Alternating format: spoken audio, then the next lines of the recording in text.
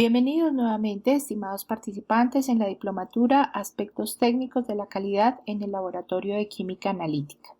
Continuamos con el abordaje en nuestro módulo 3, Bases de Metrología para el Laboratorio Analítico. En esta oportunidad vamos a trabajar el tema correspondiente a interpretación de certificados de calibración, obviamente dentro del marco del abordaje de la temática de calibración incluida en nuestro módulo.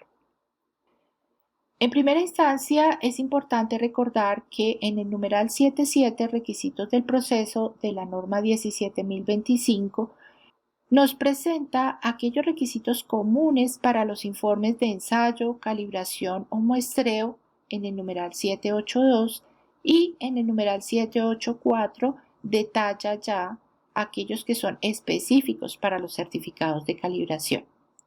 Es importante que tengamos en cuenta que el contexto del desarrollo de la presentación del día de hoy se da en el marco de nosotros como laboratorio usuario haciendo uso de los certificados de calibración que nos entrega nuestro proveedor como parte de la ejecución de las actividades de calibración. En el numeral 7.8.1.2, generalidades, la norma nos dice que estos resultados, en este caso de calibración, se deben suministrar de manera exacta, clara, inequívoca y objetiva, que debe incluir toda la información acordada con el cliente y la necesaria para la interpretación del resultado y que este tipo de soportes deben ser conservados como registros técnicos. En la nota 1 nos comenta que para el propósito de los requisitos de la norma, estos informes de ensayo y certificados de calibración pueden ser denominados algunas veces certificados de ensayo o informes de calibración respectivamente. Y finalmente, en la nota 2 nos presenta una observación muy importante, y es que estos soportes pueden ser emitidos en medio electrónico, siendo muy relevante en el escenario actual de cuidado del medio ambiente y minimización de uso del papel. Y pues conectando esta recomendación que les daba por allí en alguna de las presentaciones respecto a la pertinencia de trabajar este tipo de soportes en medio magnético. Entrando ya en materia, nos situamos en el territorio de la revisión de los ítems de contenido. Mi recomendación es que ustedes realicen esta revisión sistemática de la información que nos entrega nuestro proveedor en los certificados de calibración a través de un formato que está incluido dentro de su sistema de gestión de calidad. Aquí pues traigo un modelo que he trabajado durante mucho tiempo en mis laboratorios y que pues se ha ido fortaleciendo y que incluye una columna asociada a aplicabilidad. Esto pues porque el formato incluye otras operaciones de confirmación metrológica, una columna asociada a resultados de la revisión y una columna asociada a observaciones si aplica registrar alguna particularidad producto de esa revisión. En primera instancia tendríamos el título del soporte, que ya vimos que la norma nos indica que puede corresponder a informe de calibración o certificado de calibración. Enseguida tenemos el logo de acreditación. Aquí es importante que aunque esto es una responsabilidad del proveedor, nosotros como laboratorio debemos tener claros los criterios de uso de ese logo de acreditación, en este caso por parte de nuestro proveedor, de acuerdo a los lineamientos que defina el Organismo Nacional de Acreditación. Aquí en aplicabilidad tengo una claridad y es, bueno, por hoy en la mayoría, la gran mayoría realmente de los equipos contamos con proveedores acreditados. Si se llegara a dar la situación en que esa disponibilidad no existiera, debemos, por supuesto, registrarla aquí en nuestro formato, indicando en el campo de observaciones referencias a la investigación que hayamos podido realizar respecto a esa disponibilidad, valga la redundancia, e idealmente dónde están ubicados los soportes de esa investigación. Enseguida tenemos el ítem de consecutivo del soporte emitido. Sabemos que los certificados deben estar identificados mediante un consecutivo que es por supuesto de uso particular a cada proveedor y que debe estar registrado en cada una de las hojas del soporte del certificado de calibración, al igual que el número de páginas de ese soporte y la paginación correlativa. De igual forma, debe incluir la razón social del cliente y su dirección, o sea, nosotros como laboratorio usuario, la razón social del proveedor y su dirección, y el lugar donde se realizó la actividad. Veíamos por allí en otra presentación que puede ser realizada in situ en las instalaciones del laboratorio usuario o en las instalaciones del proveedor. De igual forma, debe incluir una descripción unívoca del equipo, como mínimo registrando el nombre, la marca, el modelo y el número de inventario o código metrológico de acuerdo a la dinámica que trabaje el laboratorio para hacer la identificación de sus equipos. La fecha de recepción que aplicará cuando el equipo sea enviado a las instalaciones del proveedor. El tipo de actividad realizada, que en este caso para nosotros sería la calibración. La fecha de ejecución de esa actividad, el intervalo de medición aplicado a esa operación de confirmación metrológica, intervalo o punto, en este caso, las unidades de medida asociado a ese punto o a ese intervalo según la naturaleza del equipo y el tipo de medición, las condiciones ambientales durante la ejecución de la actividad, los patrones utilizados en la actividad y copia de los respectivos certificados de calibración que demuestren esa trazabilidad a patrón nacional o internacional de acuerdo a todo lo que trabajamos en nuestra temática de trazabilidad metrológica. Obviamente aquí también puede estar incluida la referencia a materiales de referencia certificado en el caso de que la calibración involucre magnitudes químicas. Sin embargo, digamos que en equipos como por ejemplo un medidor de pH o un conductivímetro, si bien es cierto en el pasado, por ejemplo en mi experiencia personal, se solicitaba calibración por proveedor externo, pues la verdad ya no se utiliza esa práctica en mi país porque pues definitivamente cuando el laboratorio debe realizar un ajuste de su curva de calibración, pues digamos que eso que realizó el proveedor externo va a perder vigencia, por decirlo así. Sin embargo, si llegaran a ser utilizados estos materiales de referencia, por supuesto deben estar incluidos dentro de la información del certificado de calibración y por supuesto debemos contar con los respectivos certificados según vimos en otra presentación. El método aplicado para la actividad, bien sea un protocolo resumido o la referencia al protocolo o procedimiento utilizado, los resultados de la operación, incluidos los datos primarios. Realmente, aunque esto es ideal, los proveedores de calibración no nos suelen reportar los datos primarios que generaron el promedio de la medición que ellos ya trabajan para hacer el análisis, por ejemplo, de la incertidumbre. Aquí hago un paréntesis. Esta recomendación sí es muy importante que se cumpla en los casos de verificación externa, porque pues allí del número de datos que se utilicen para hallar el promedio nos permite visibilizar cuán robusta fue esa valoración del equipo para trabajar esa verificación externa. Esto es simplemente una nota al margen. Luego está el ítem de correcciones. Sabemos que siempre van a ser calculadas de acuerdo a la indicación del patrón. Aquí es importante que hagamos siempre un análisis lógico de la información, lo vamos a ver más adelante en algunos ejemplos. En esta diapositiva me permito traer unas definiciones claves declaradas en el vocabulario internacional metrológico y que se relacionan con esta información de las correcciones.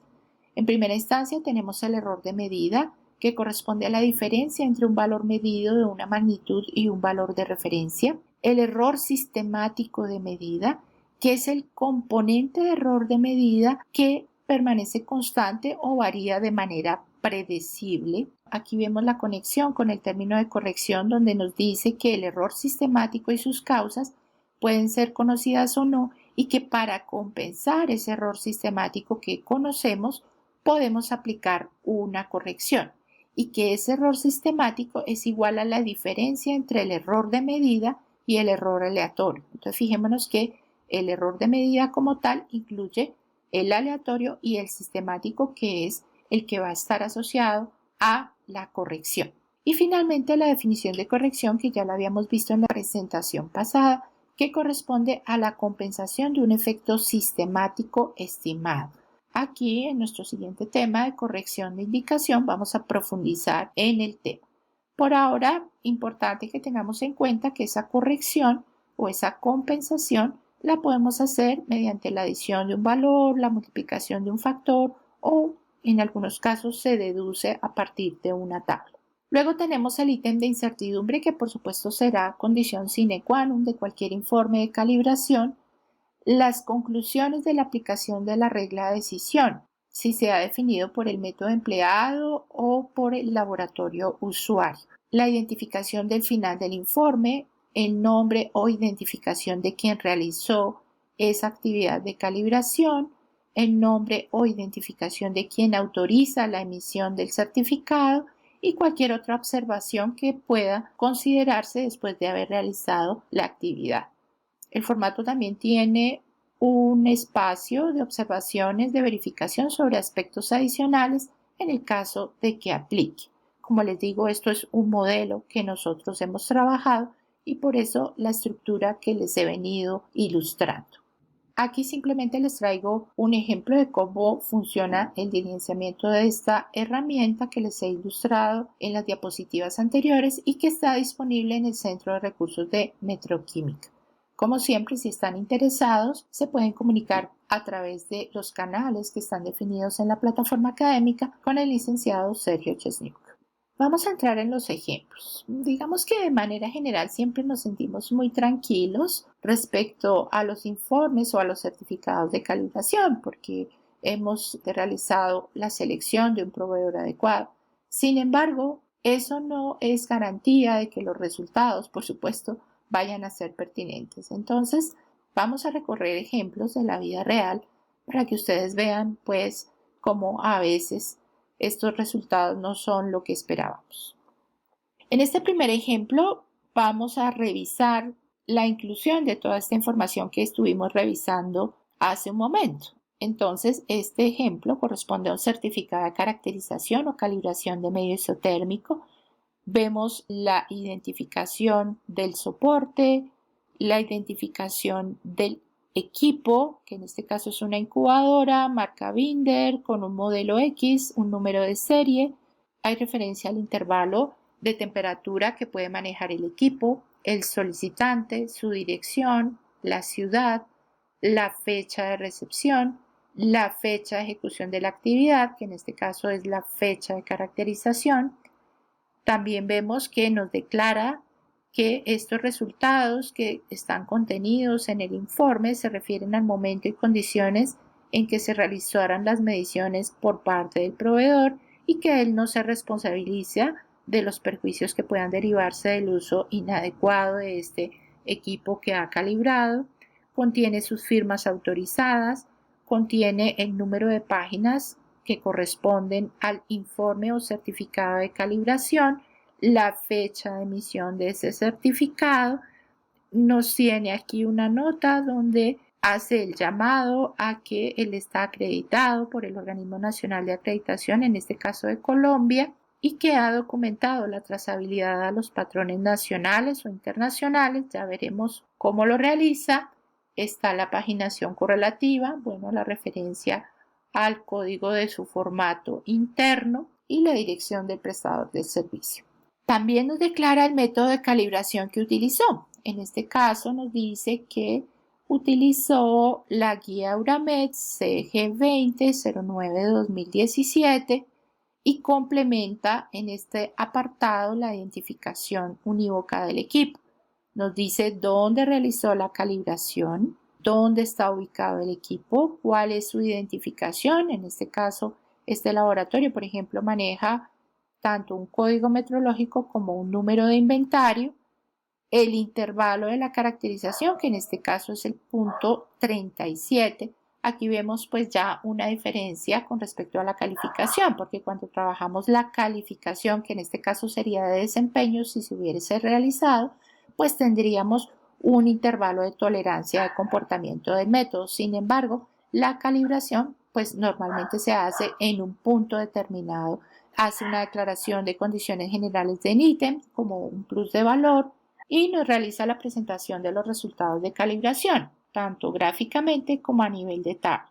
Entonces, aquí nos detalla que la temperatura de calibración fue en el punto 37, que el patrón de referencia observó una indicación de 36.670, el instrumento indicaba 37 grados, la corrección de indicación es menos 0.33 y la incertidumbre expandida es de más o menos 0.98, todo ello grados Celsius, ¿no? De igual forma, fíjense que acá nos presenta el registro de las condiciones ambientales al momento de la calibración del equipo. Haciendo el link al análisis lógico del que hablábamos hace un ratito, aquí vemos que el instrumento nos muestra una indicación de 37 y el patrón de 36.670, es decir, que cada vez que tomemos la lectura de nuestro equipo para hacer el monitoreo, debemos hacer la corrección sumando algebraicamente este valor. También nos presenta las declaraciones respecto a la incertidumbre. Fijémonos que aquí él nos dice que fue estimada teniendo en cuenta todos los factores mencionados en el numeral 5 de la guía Euramet, que fue la que utilizó para calibrar. Nos presenta el factor de cobertura y el nivel de confianza, y este factor de cobertura va a ser el que utilicemos en el momento en que vayamos a hacer la combinación de esta fuente, si aplica, para estimar la incertidumbre asociada al resultado de ensayo. También nos presenta la trazabilidad, detallándonos los patrones que utilizó, su identificación, su certificado y la dinámica mediante la cual se establece la trazabilidad metrológica, que será objeto de la construcción de nuestra carta de trazabilidad, según lo vimos en nuestra temática asociada en el módulo. Entremos ahora en detalle con respecto a la incertidumbre. Tenemos dos momentos de declaración al respecto, donde están los resultados de calibración, donde vemos la declaración de la incertidumbre como más o menos 0.98. Esto está en la página 2 de este soporte, pero resulta que en la página 3 también nos presenta una tabla donde hay referencia a incertidumbre. Aquí vemos que habla de incertidumbre estándar. Aquí vemos que habla de incertidumbre expandida. Entonces aquí nos entra la duda respecto a esta incertidumbre expandida y cuáles son sus componentes o qué incluye. Lo que tenemos a mano es que el proveedor nos declara que la estimó teniendo en cuenta estos factores que están mencionados en la guía Euramet. ¿Qué nos corresponde a nosotros para poder entender con claridad cómo fue estimada esa incertidumbre? Tenemos dos caminos: comunicarnos con el proveedor o buscar esa guía para entender cuáles son los factores que incluye al declarar esta incertidumbre y si esto está incluido aquí o cómo está siendo estimada esa incertidumbre. En nuestro caso, lo que hicimos fue remitirnos a la guía Euramet, donde encontramos que en el ítem número 5, como nos lo declaraba el proveedor, nos aclaraba que para el cálculo de la incertidumbre incluyen la distribución espacial de temperatura. Bueno, en este caso esta guía aborda tanto temperatura como humedad relativa, ¿no? Pero a efectos prácticos de la temperatura incluye la distribución espacial, es decir, la uniformidad, incluye la estabilidad de esa temperatura, incluye, bueno, las incertidumbres asociadas al patrón, el efecto de radiación, las diferencias de temperatura dependientes del tiempo entre el aire y la sonda de medición y la carga del recinto, la sensibilidad a los cambios de temperatura con las sondas colocadas en el aire o en un buffer líquido, es decir, la forma como ubicaron esas sondas y cómo tomaron las mediciones dentro de la cámara, la influencia de la carga del recinto, o sea, de la cámara, en la distribución espacial y en la estabilidad temporal de la temperatura, la influencia de las condiciones ambientales y la resolución de los indicadores. Entonces, de entrada vemos que sí, efectivamente, nuestro proveedor nos declara estas incertidumbres estándar asociadas a uniformidad y estabilidad de manera, diría yo, informativa. Aquí simplemente les traigo cómo él nos presenta la forma como ubicó los sensores dentro de la cámara, la gráfica de estabilidad que la valoró en un tiempo aproximado de 30 minutos y la tabla que les había presentado hace un momento en la diapositiva. Finalmente nos presenta unas observaciones donde nos dice que como usuarios somos responsables de repetir la calibración a intervalos de tiempo adecuados o apropiados, y en esta observación número 2 hago un link. Fijémonos aquí que dentro de estas fuentes de incertidumbre estaba la influencia de la carga en la cámara en esa uniformidad y estabilidad, y que este laboratorio decidió que esa calibración o caracterización de medio isotérmico se hiciera con el volumen útil vacío. Aquí es importante, como decisión del laboratorio, entender que, por supuesto, si dentro del protocolo de calibración que utiliza nuestro proveedor es posible hacer esta actividad trabajando el equipo cargado de manera análoga como lo vimos cuando abordamos el tema de calificación de desempeño, es el ideal. Fijémonos que aquí el propio proveedor nos dice: esta forma como el laboratorio decidió calibrar el equipo no es representativa de la forma usual de trabajo de ese equipo.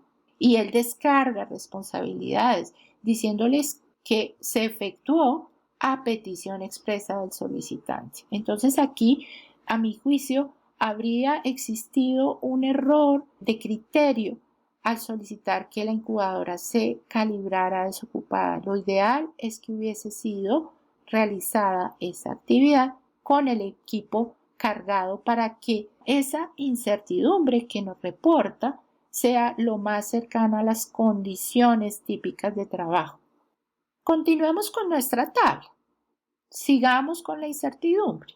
Ya aclaramos cómo fue estimada. Ahora, hagamos el link a la tolerancia del método.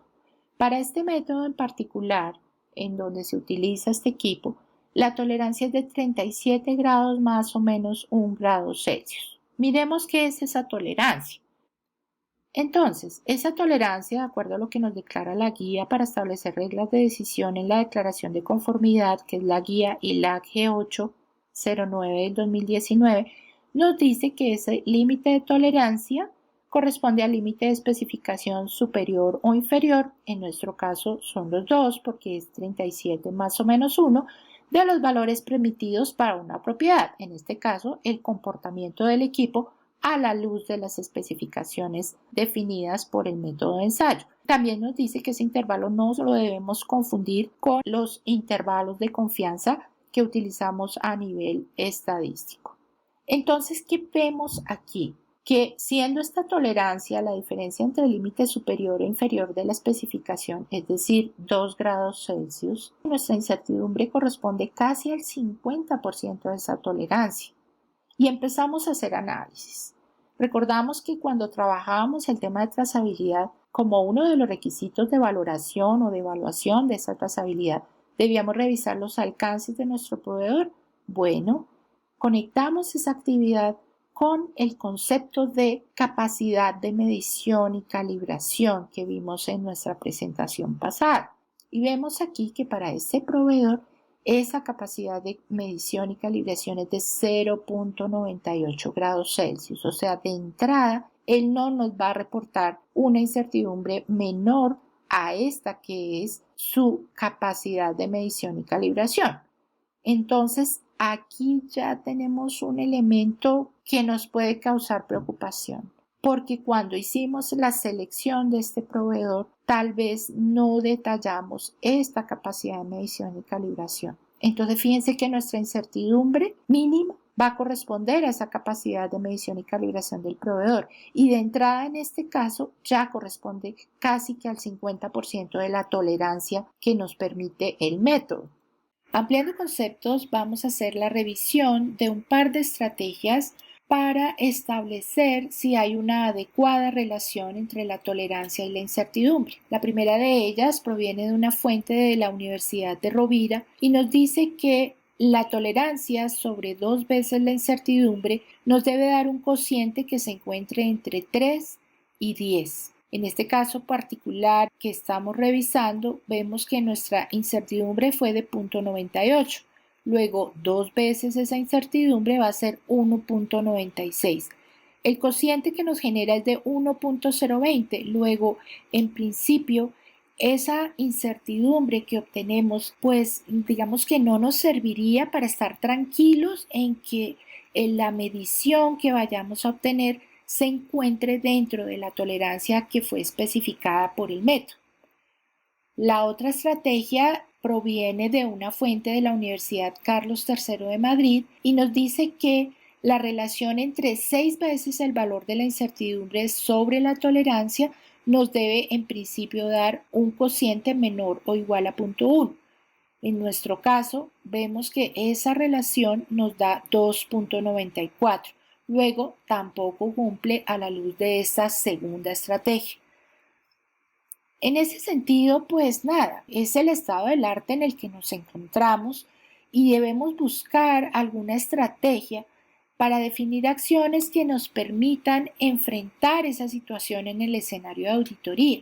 A la luz de los lineamientos que nos da la norma en el numeral 8.5 respecto a acciones para abordar riesgos y oportunidades, mi estrategia sería, bueno, en principio, plasmar de manera objetiva el seguimiento al comportamiento del equipo, ya vamos a ver cómo, tener a mano una pertinencia en el comportamiento de los controles del estuche, tal vez se me había pasado, este es un equipo que se utiliza en un ensayo de ELISA. Entonces, frente a esa carta de control vamos a tener evidencias objetivas del control de calidad analítico y del cumplimiento de los resultados que vamos obteniendo correspondientes a los controles del estuche y correspondientes a la estrategia de revisión de precisión de muestras rutinarias. También podemos tener a mano los resultados de la participación en comparaciones interlaboratorio o ensayos de aptitud para el caso de una auditoría de acreditación y poder así presentar una pertinencia en el comportamiento del método aun cuando estemos enfrentándonos a esta contingencia frente al resultado de incertidumbre que nos dio la calibración de ese equipo isotérmico. Por supuesto, como acción de mejora, porque ya vemos que todo esto sucede a partir de la capacidad de medición y calibración que nos declara nuestro proveedor y que está en 0.98, es decir, no nos va a dar una incertidumbre más baja que eso al calibrar ninguno de nuestros equipos, es incorporar ese criterio de acuerdo a los requerimientos metrológicos, en este caso de este método o para la actividad que se necesite, como parte de los estudios previos para seleccionar ese proveedor del servicio de calibración. En esta diapositiva me permito presentar la estrategia que hemos manejado hace ya algún tiempo con mejoras progresivas y es una carta de control donde vamos a registrar a la luz de la calibración de este equipo, en este caso caracterización de medio isotérmico, la información asociada a la corrección y a la incertidumbre. ¿Esto qué nos va a permitir? Hacer en primera instancia un graficado de la indicación corregida versus la especificación. Entonces, fijémonos que aquí tenemos a través de estas líneas grises en el gráfico definido nuestro intervalo de tolerancia frente a las especificaciones del método. Vemos que este equipo, esto por supuesto son datos reales, tiene algunos puntos en donde incluso solo contemplando la indicación corregida se sale de esa especificación. La mayoría del tiempo se mantiene dentro del intervalo. Tal vez esto fue algo, digamos, inusual que se presentó en el comportamiento del equipo, pero por demás uno observa que se mantiene dentro de esos intervalos a efectos de la indicación corregida. Cuando yo incorporo a este análisis la regla de decisión y conecto esa incertidumbre que me reportó el certificado de calibración, ya vamos viendo que siendo estas líneas grises el mismo límite de especificación que está definido, pues claro, al salirse solo con la indicación corregida, pues cuando le incorporamos el más y menos de incertidumbre, pues también va a salirse, digamos, de una manera pronunciada en esta parte inicial del gráfico, pero miren que a pesar de que ella se mantiene, digamos, a efectos de indicación corregida dentro del intervalo de especificación, cuando yo incorporo la regla de decisión para juzgar ese comportamiento del equipo, se sale también en repetidas ocasiones, casi que para no salirse tiene que estar en 37.0 y fijémonos aquí que los datos como tal que generan estas gráficas pues lo demuestran. Si yo tengo, por ejemplo, una indicación en la mañana de 36.8 y en la tarde de 36.8 con un promedio obviamente de 36.8, ya al restarle la incertidumbre va a incumplir a la luz de ese nivel de confianza frente al cual nos estiman la incertidumbre, definiendo que hay una probabilidad de que realmente el dato de la temperatura del equipo se encuentre fuera de especificación. Aquí hay varios ejemplos donde, pues a la luz del intervalo o frente a la indicación corregida, estaría cumpliendo, pero fijémonos que el único punto donde ella, digamos que soporta ese análisis frente a la incertidumbre es 37. Fíjense que acá tenemos un dato de 37.05 y aquí se nos alcanza a salir por 0.03 de especificación. Entonces, en ese orden de ideas, a mi juicio, ¿cuál sería la estrategia? Que además de registrar la indicación mañana y tarde de manera, digamos, sistemática, al momento de ejecutar el ensayo, yo haga un registro adicional de la temperatura del equipo en ese momento para estar segura de que va a estar dentro de especificación. Como ven ustedes, acá se mantiene muchas veces dentro de ese intervalo, pero pues definitivamente esto representa un riesgo para el ensayo. En principio, como les decía, pues si ese es el estado del arte, nos presentamos con esa sustentación y digamos que nos apoyaríamos a la luz del aseguramiento de la validez del resultado en la carta de control, en el ensayo de aptitud, pero pues es algo que hay que empezar a revisar y buscar realmente la causa raíz de ese comportamiento del equipo. Otro ejemplo, calibración de micropipetas o pipetas a pistón. Aquí simplemente quiero enfatizar que, por ejemplo, en este certificado de calibración, el proveedor me registró de manera imprecisa el nombre del área donde está ubicado el equipo. Entonces son aspectos que, si bien es cierto, guardan menor relevancia, es importante que nosotros como laboratorio le demos al proveedor la información correcta y le exijamos que la presente de igual manera en el certificado de calibración. Aquí este área se denomina laboratorio de TBS lisas. Entonces, ¿cuál es mi posición como laboratorio? Hacer que el proveedor me corrija este detalle en el certificado de calibración. Respecto a la calibración de micropipetas, nuestro proveedor nos reporta que utiliza el método que está registrado en la ISO 8655-2 2003. Me parece importante resaltar que esta norma pues, fue actualizada este año, entonces es un detalle también que tienen que tener presente en la revisión de su certificado de calibración. En el caso de la calibración de las micropipetas, ¿qué hace nuestro proveedor? Nos reporta los máximos errores permitidos según la norma, o sea, la 8655-2, ¿cierto? Mientras la raya 6 les presenta el método de referencia para calibrar las micropipetas, la raya 2 les presenta los criterios para evaluar esos resultados de calibración. Entonces, el proveedor aquí nos dice que el error sistemático máximo permitido es de 1 microlitro y el error aleatorio de 0.4 microlitros. Este es un caso de una micropipeta multicanal. Entonces aquí traje parte del informe para simplemente ilustrar. Vemos que para cada volumen que fue contemplado para el proceso de calibración, en este caso 5, 25 y 50 microlitros, nos va registrando cuál fue ese error sistemático, cuál fue ese error aleatorio y la incertidumbre que se genera a partir de esas mediciones. En este caso, el proveedor nos declara conformidad. ¿Por qué? Porque hay una norma o un criterio frente al cual él puede declarar conformidad. ¿Cómo utilizamos ese certificado de calibración si estamos en el escenario de la estimación de incertidumbre de un método de LISA? Normalmente un laboratorio tiene más de una micropipeta de la misma denominación o de la misma especificación a disposición para la ejecución de los ensayos. Es el caso, por ejemplo, de esta tabla donde ustedes ven que para dispensar los 1000 microlitros en el paso de predilución de la muestra a efectos de adición del diluyente, yo tengo 4 micropipetas con las que puedo trabajar.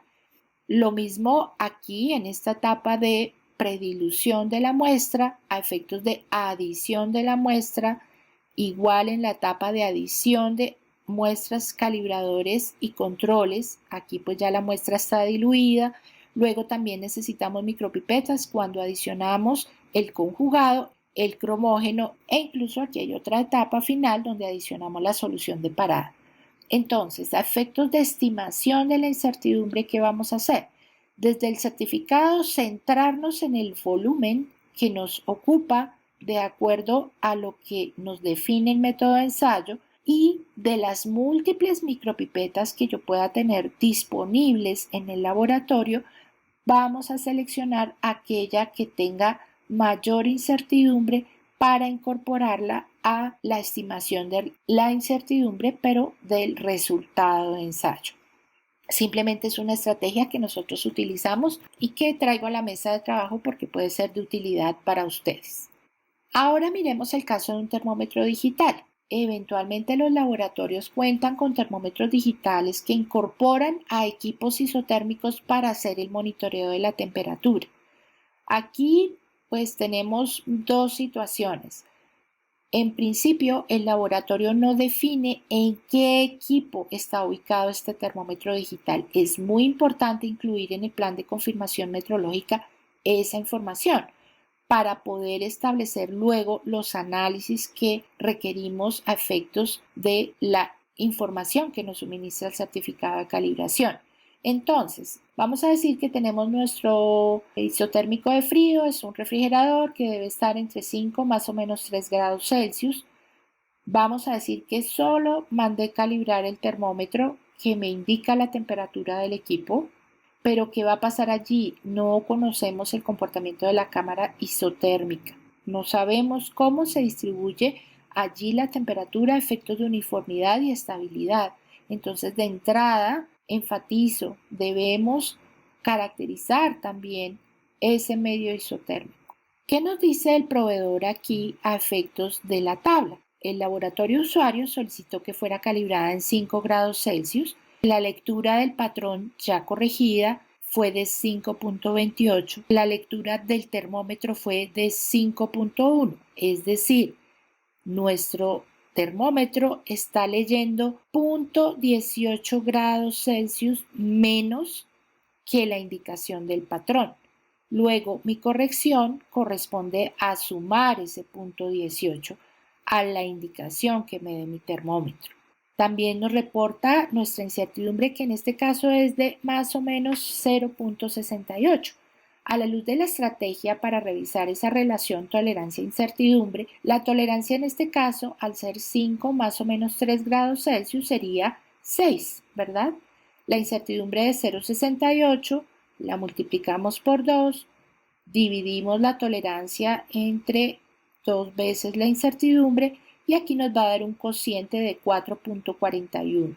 Es decir, ese valor es mayor a 3 y menor a 10. Entonces concluimos que esa relación tolerancia-incertidumbre se encuentra dentro del criterio esperado. En principio, digamos que el termómetro está comportándose de una manera adecuada según esa relación tolerancia-incertidumbre esperada, pero por supuesto seguimos con el vacío de no conocer el comportamiento de la cámara isotérmica, porque la sonda que tiene el termómetro digital pues la vamos a colocar en un punto único, por decir algo, que así sea central no nos va a dar idea del comportamiento de la temperatura dentro de la cámara isotérmica del equipo. Tenemos otro ejemplo que es el termómetro infrarrojo. En este caso hay algo que tenemos que tener muy presente para realizar la medición. Recordemos que los termómetros infrarrojos se calibran con una distancia de medida establecida.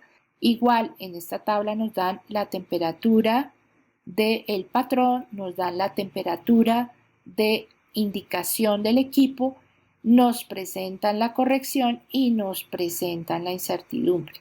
Pero fijémonos que aquí esa corrección, al ser en diferentes temperaturas, aquí está en 2, en 5 y en 8, porque cubre el intervalo teórico de refrigeración en la cual debe llegar, por ejemplo, una muestra dentro de la cava al momento de recepción en el laboratorio. Entonces, esas correcciones, pues obviamente son 3 diferentes y además solo con la revisión de los datos nos damos cuenta que no hay una relación lineal para hacer la corrección. En ese sentido, es pertinente realizar la construcción de un gráfico frente a la relación matemática que tienen estas indicaciones con sus correcciones. Aquí vemos un ejemplo que tenemos formulado y estructurado en uno de los formatos que están disponibles en nuestro centro de recursos, donde hace un graficado a la luz del modelo lineal y otro a la luz del modelo cuadrático. ¿Cuál es la idea? Ver cuál de los dos se adapta mejor para poder aplicar la corrección de esa indicación. En este ejemplo vemos que el modelo cuadrático se adapta de mejor forma, nos da un mejor coeficiente de correlación y lo que haríamos entonces a efectos prácticos es plasmar esas correcciones desde el 2 grados Celsius hasta el 8 grados Celsius en una tabla, de tal forma que, por ejemplo, en el área de central de muestras, ellos puedan tener en su formato de registro de temperatura la lectura directa de indicación del equipo y luego poder a través de esta tabla estimar la indicación corregida.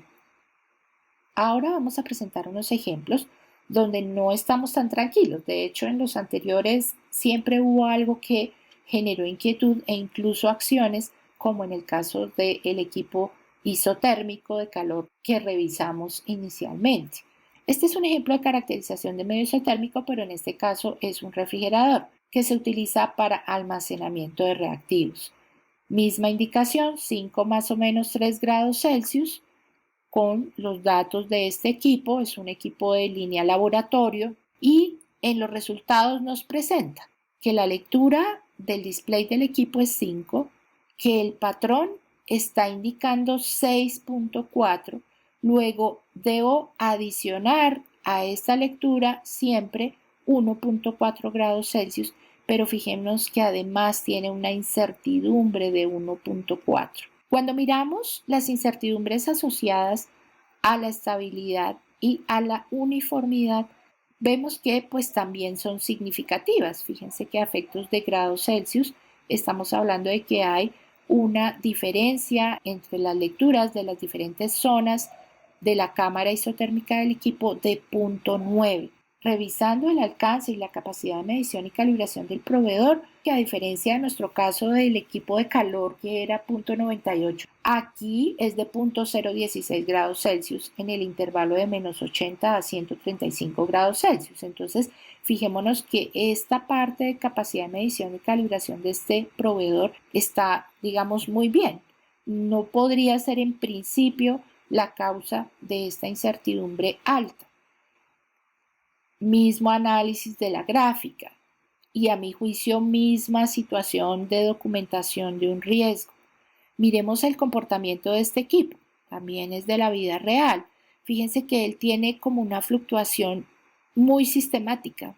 Estos puntos se acercan peligrosamente a los extremos del intervalo de especificación de comportamiento, incluso existiendo por aquí un punto donde él se salió. Y por supuesto, al incorporar a ese análisis la regla de decisión utilizando la incertidumbre, pues va a salirse repetidamente de especificación. Entonces, fijémonos que este es un caso donde casi que deberíamos pensar en un recambio tecnológico o en un eventual manejo inadecuado de las cargas dentro de la cámara isotérmica de este equipo. Otro resultado que nos preocupa, otro refrigerador, pero aquí sí, pues claramente la incertidumbre casi que es inaceptable. Esto es un equipo que también es de línea blanca, con una capacidad de medición y calibración del proveedor en el intervalo de aplicación de la calibración, que es de 5 más o menos 3 grados Celsius. Fijémonos que aquí su capacidad de medición y calibración en el intervalo de menos 30 a 10 grados es de 0.17. Luego, nuevamente, en principio no está afectando el hecho de que esa incertidumbre sea tan grande. Aquí hacemos un ejercicio simple. Si la corrección es menos 0,6, con una incertidumbre de 3.6, aún estando en el punto medio del intervalo de especificación, corrigiéndolo, ¿cierto? Vamos a tener que esa temperatura de lo que yo esté almacenando allí, llámese muestras, reactivos, medios de cultivo, qué sé yo, pues puede llegar a estar muy por debajo del mínimo establecido para ese almacenamiento. Aquí sí que casi que con seguridad tendríamos que pensar en un recambio tecnológico. Fíjense que la diferencia de temperaturas dentro de la cámara a efectos de las diferentes zonas es de 2.7 grados Celsius y en el tiempo que pues típicamente se mide en 30 minutos, miren cómo esa estabilidad fluctúa hasta en 1.49 grados Celsius. Acá tenemos otro ejemplo de una incubadora donde su incertidumbre es de 1.9. Nuevamente, la capacidad de medición y calibración del proveedor no es lo que me está impactando esa incertidumbre tan alta. Fijémonos que acá la estabilidad de 1.36 y las mismas gráficas de comportamiento durante 30 minutos de los sensores a efectos de evaluación del equipo, pues se nos salen, digamos, aquí y aquí de la especificación en estos casos o se acercan peligrosamente a los extremos. Tal vez este punto es el único que tiene un buen comportamiento, por decirlo así. En ese sentido, ¿qué pasó aquí con este caso particular? Que además de la calibración, nosotros teníamos calificación de desempeño de ese equipo. El proveedor nos dice, esto que llama el zona techo, aquí estaban estos dos sensores, en el centro estaba el sensor de referencia y en el piso estaban esos otros dos sensores. Nos muestra los resultados de la estabilidad que pues realmente a efectos de diferencias en el tiempo de esa temperatura pues es relativamente pequeña.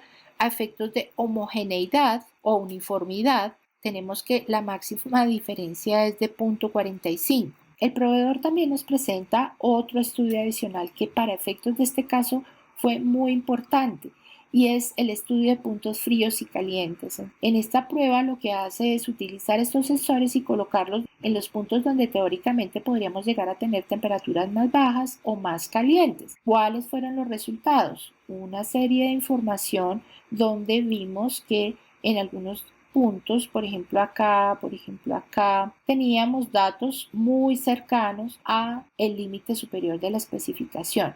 Entonces, para este caso particular que hicimos, hacer el análisis también de la información, no solo desde la incertidumbre propiamente dicha, sino apoyándonos en los datos de homogeneidad, estabilidad y esta prueba de puntos fríos y calientes gracias al hecho de que hicimos las dos operaciones de confirmación metrológica.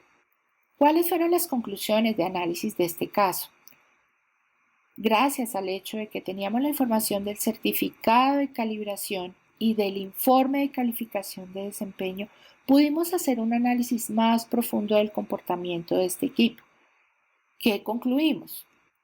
En primera instancia, a efectos de los resultados de la calificación, el equipo en general cumple frente al intervalo de tolerancia que requerimos para la ejecución de los métodos de ensayo en donde lo estamos utilizando. Por otro lado, la incertidumbre no cumple con ese criterio de relación tolerancia-incertidumbre a la luz de ninguna de esas dos estrategias que revisamos hace un rato. Cuando nos adentramos en los resultados de la información de calificación, el equipo cumple con los criterios de tolerancia en la prueba de estabilidad, pero en la prueba de homogeneidad, ¿qué pasó? En la zona superior, o sea, el techo, y en la central, pues de acuerdo al diagrama que les ilustré hace un momento, al adicionar la máxima diferencia establecida, en estas dos zonas las temperaturas se mantienen dentro del intervalo de tolerancia. Sin embargo, en la zona inferior, que es el piso de la cámara isotérmica, no sucede lo mismo, no cumple. Se obtienen diferencias que exceden el límite superior de la tolerancia, o sea, mayor a 38 grados Celsius. Adicionalmente, en la prueba de puntos fríos y calientes, las diferencias mínimas y máximas se mantienen dentro de tolerancia del método a efectos de la indicación corregida. por lo tanto cumple con los criterios de esta prueba. Entonces, ¿qué concluimos desde estos análisis? Que esta incubadora puede ser utilizada para el procesamiento de ensayos de ELISA, pero segregando el uso de la misma a la zona central, primera opción, y zona superior, segunda opción. Este tipo de análisis pues realmente son desde la experiencia, son estrategias que nosotros en un momento dado tuvimos que utilizar para que junto con el control de calidad analítico, junto con los resultados de las participaciones en ensayos de aptitud, pudiéramos sustentar que no impactaban negativamente la validez del resultado. Obviamente, son estrategias que se abordan como una contingencia frente a esos resultados y que disparan automáticamente la necesidad de realizar, en este caso, un recambio tecnológico del equipo. Pero si estamos hablando de un laboratorio del Estado, digamos que típicamente no puede sacar el dinero y comprarlo de una vez, sino que tiene que esperar seguramente a la siguiente vigencia para poder hacer esa compra. Entonces, en primera instancia, pues nada, comprar. En segunda instancia, coger otro equipo y mandarlo calibrar o que ya esté calibrado para ese intervalo de especificación. O si debemos sostenernos con ella, hacer esta segregación, dado que estas zonas de la cámara isotérmica pues sí son capaces de mantener la especificación. Finalmente vamos a revisar algunos ejemplos en donde realmente no podemos hacer mayor cosa frente a las decisiones o a los resultados de calibración de los equipos. Este es un ejemplo de fallo en la decisión del rol responsable de definir los puntos de calibración del equipo. ¿Qué hizo este rol? Tomó los datos de monitoreo de un año completo donde se evidenciaba un mínimo del 48%, un máximo del 72% de humedad relativa y decidió mandarlo calibrar en un solo punto, en 60. ¿Cuál fue el comportamiento del equipo?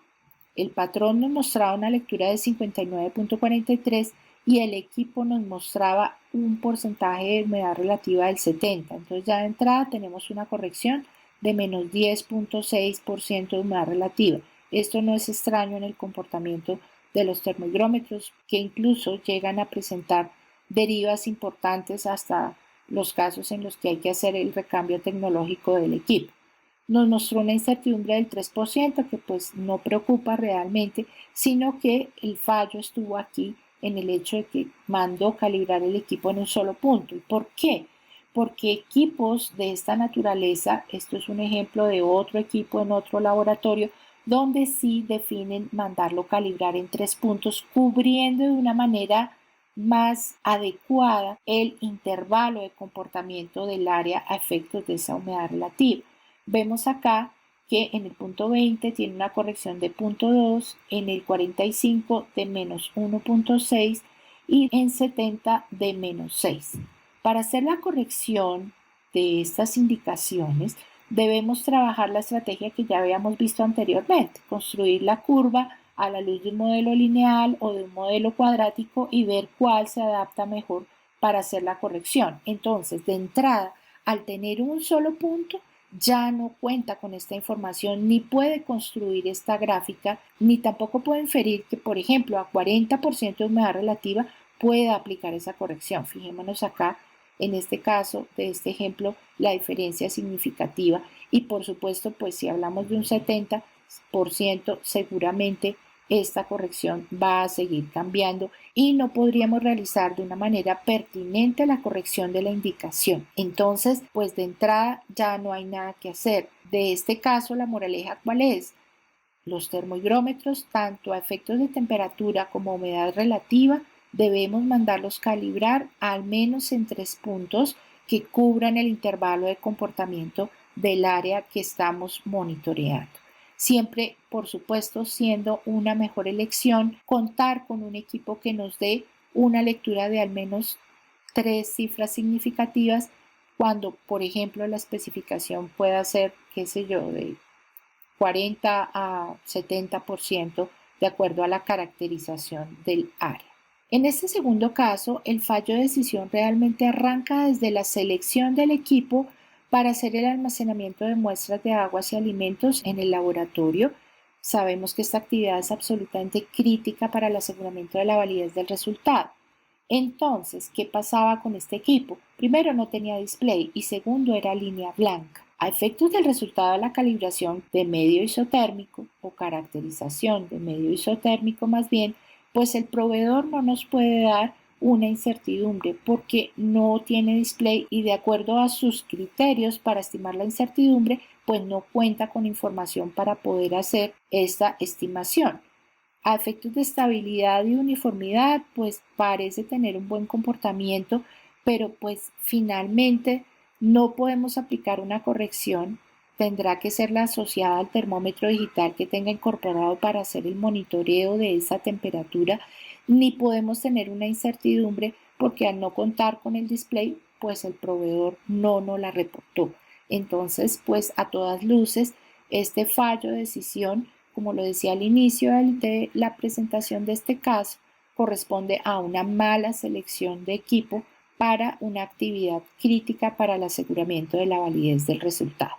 En este tercer caso, realmente el fallo de decisión estuvo en la selección del proveedor que realizó la calibración. ¿Por qué razón? En el año anterior, este equipo había sido calibrado por un proveedor que tenía una capacidad de medición y calibración de 0.75 grados Celsius con un reporte de incertidumbre de más o menos 0.88 grados Celsius.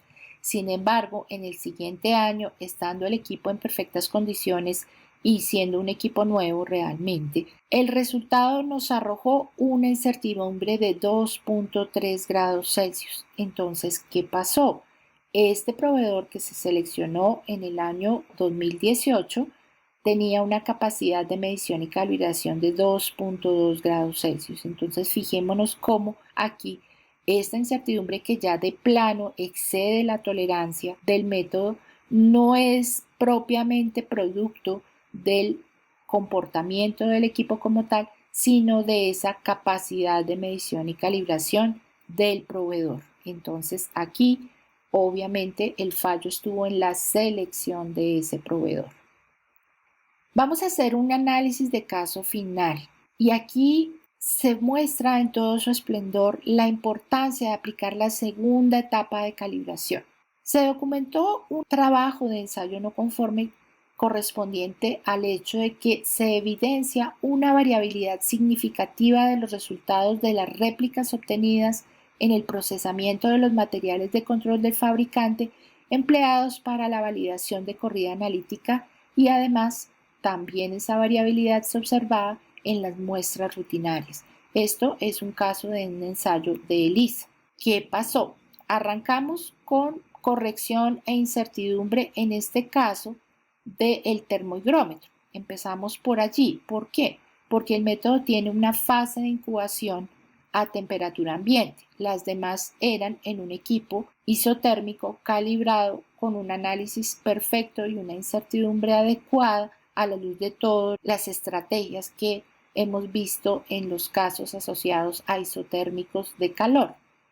Este termohigrómetro con el que se monitoreaba la temperatura tuvo sus correcciones, tuvo su incertidumbre y observemos que en estos 3 puntos de temperatura aquí el laboratorio solicitó calibración en 15, en 25 y en 35 grados Celsius.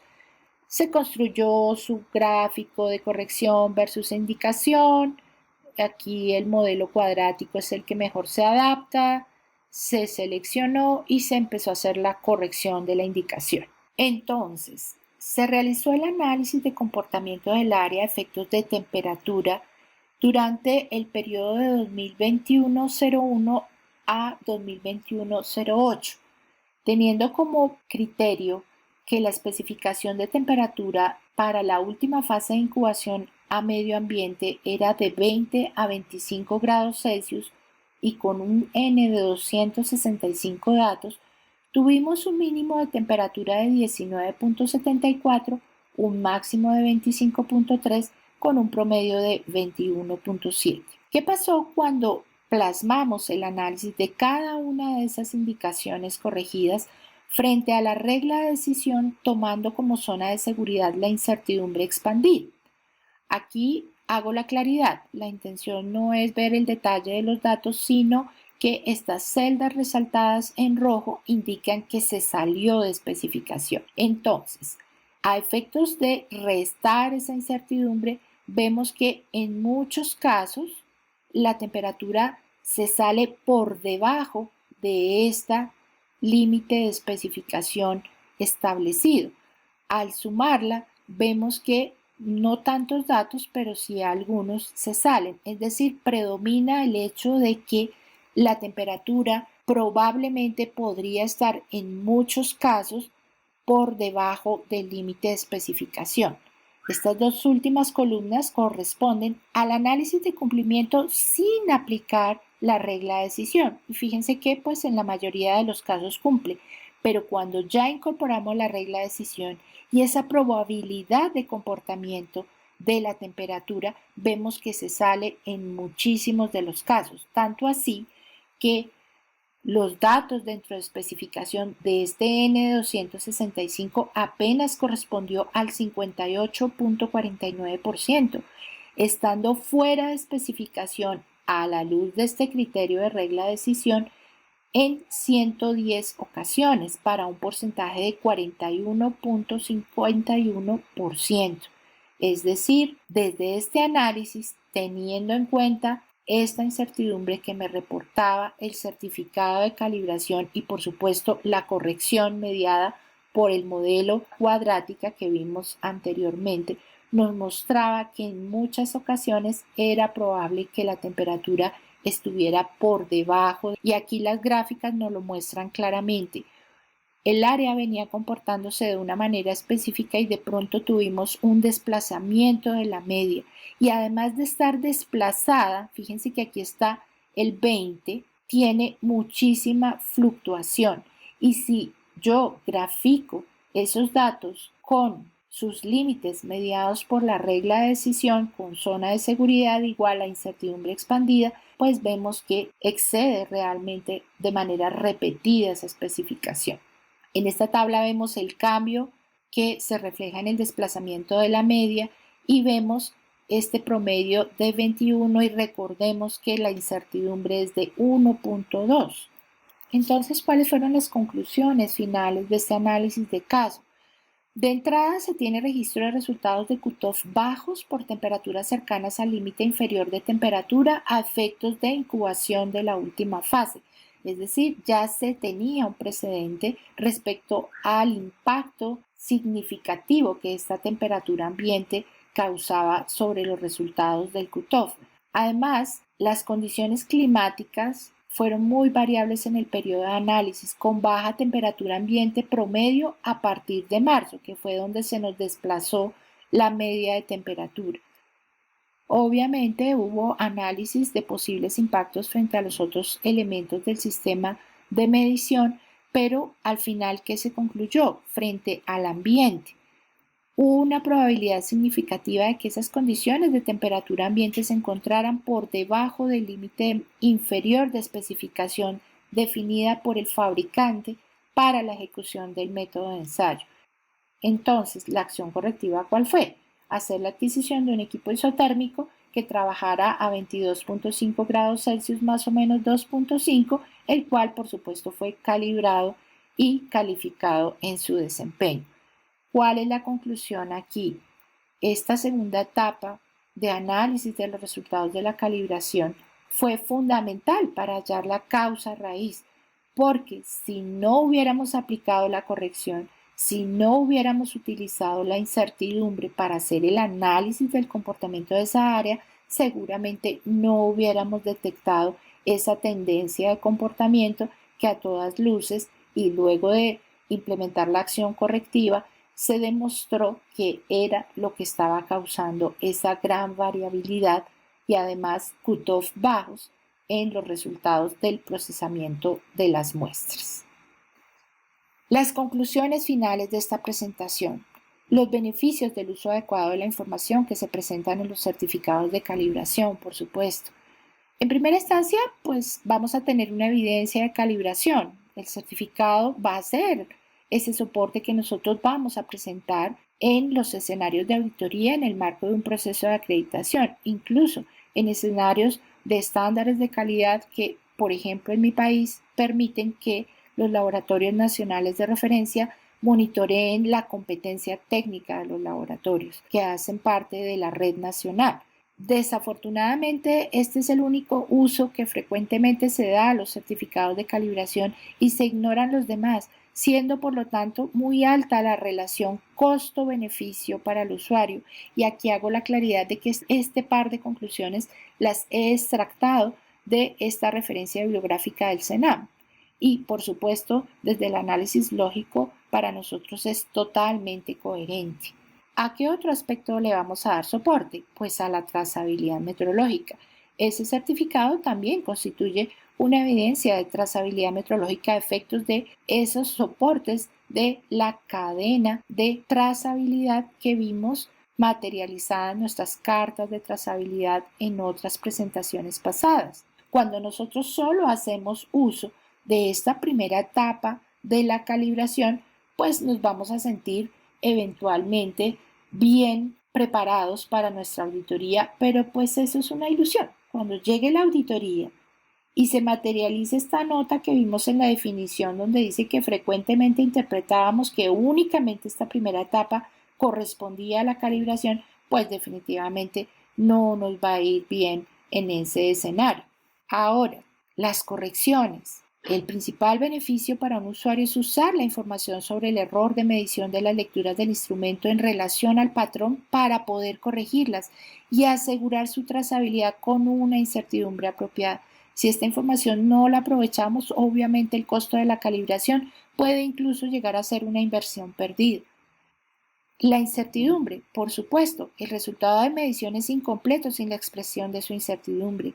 Ya vimos la importancia que tuvo en el análisis final de caso que les presenté el haber realizado ese análisis a la luz de la regla de decisión usando la incertidumbre expandida como zona de seguridad. Además, cuando nosotros vamos a estimar la incertidumbre de nuestro resultado de ensayo, por supuesto, esta información debe ser considerada para hacer una combinación de ella, pues extractada del certificado y combinarlas apropiadamente. Entonces, aquí sí vemos en el uso de la corrección, en el uso de la incertidumbre en sus dos escenarios, cómo esta segunda etapa realmente se visibiliza y nos permite tener un desempeño adecuado a la luz de la etapa 1 y a la luz de la etapa 2 en un escenario de auditoría. Y pues realmente, para ser honestos, en el escenario del aseguramiento de la validez del resultado. Ya en el territorio de las consideraciones prácticas debemos tener claridad respecto a que los resultados de esa calibración van a ser válidos por un lapso de tiempo determinado que va a depender ¿de qué? De las características del instrumento y el uso que le da. De hecho, en el pasado, los proveedores nos colocaban en el etiquetado que le dejaban al equipo luego de realizar la calibración la fecha de próxima calibración. Esa práctica actualmente está completamente en desuso. ¿Por qué? Porque nosotros como laboratorio, de acuerdo a estas condiciones, debemos definir un intervalo de calibración. Recordemos que en la presentación de trazabilidad, entorno y contexto, veíamos la importancia y el aporte relevante que nos daba la ISO 10012 al respecto.